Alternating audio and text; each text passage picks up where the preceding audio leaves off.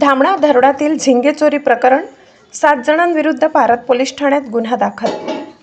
भोकरदन तालुक्यातील पद्मावती येथील धामणा धरणातून झिंगे चोरी करताना विरोध केल्याचा राग मनात धरत वॉचमन व त्यांच्या कुटुंबियांना मारहाण व जीवे मारण्याची धमकी दिल्याप्रकरणी पारत पोलीस ठाण्यात 7 जणांविरुद्ध गुन्हा दाखल करण्यात आलाय। या प्रकरणी पोलिसांनी दिलेल्या माहितीनुसार फिर्यादी योगीराज किसन शेवाडे वय 48 हे धामणा धरणावर वॉचमन म्हणून कार्यरत आहेत।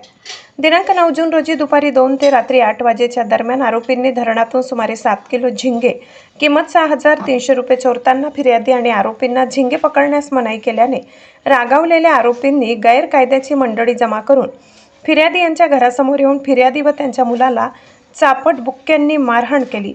तसेच पत्नीला शिवीगाळ करून जीवे मारण्याच्या धमक्या दिल्याचे फिर्यादीत नमूद करण्यात आले। या प्रकरणी कृष्णा कौतिक गवडी राहणार धावडा तालुका भोकरदन जिल्हा जालना यांच्यासह अन्य 6 जणांविरुद्ध गुन्हा दाखल क्रमांक 174/2026 अन्वये विविध कलमाखाली पारत पोलिसांनी गुन्हा दाखल केलाय। या प्रकरणी